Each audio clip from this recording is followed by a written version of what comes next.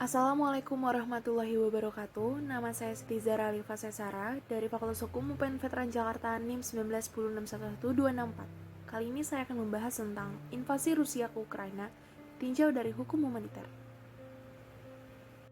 Pada tanggal 24 Februari 2022, Rusia melakukan invasi ke Ukraina. Peristiwa ini menandai ekskalasi besar perang Rusia-Ukraina yang dimulai pada tahun 2014.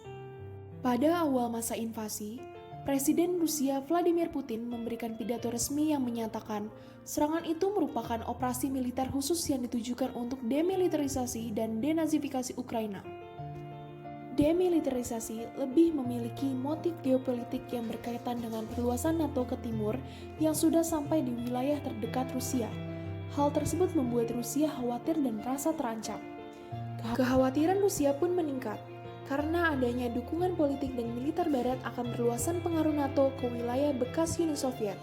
Oleh karena itu, Rusia menggunakan pasal 51 Piagam PBB yang menilai bahwa posisi Rusia yang terancam kemudian mempunyai hak untuk melakukan serangan preemptif ke wilayah yang menjadi sumber ancaman.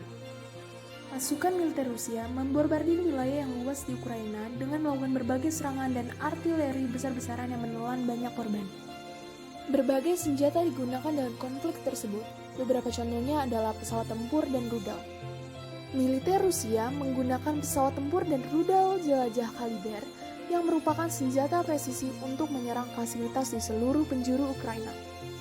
Pada awalnya target sasaran rudal Rusia adalah fasilitas militer Ukraina dan gedung-gedung pemerintahan di Kiev dan Kharkiv. Tetapi, lokasi sasaran tersebut dekat dengan daerah pemukiman. Akibatnya, serangan-serangan tersebut menelan banyak korban sipil.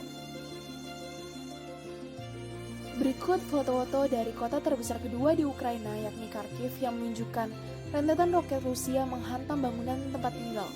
Akibat dari serangan itu, banyak warga sipil kota Kharkiv yang tewas dan mengalami luka-luka. Hukum humaniter internasional telah menetapkan bahwa yang dapat dijadikan sasaran serangan dalam pertempuran hanyalah sasaran militer dan objek militer.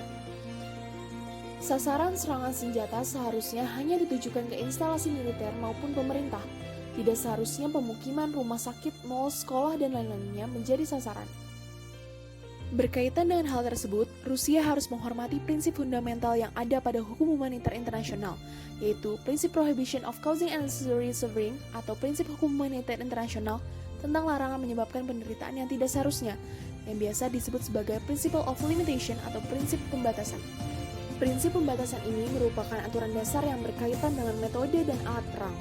Prinsip ini berkaitan dengan ketentuan yang menetapkan bahwa metode perang yang benar adalah metode yang dilaksanakan hanya untuk melemahkan kekuatan militer lawan. Sekian dari saya.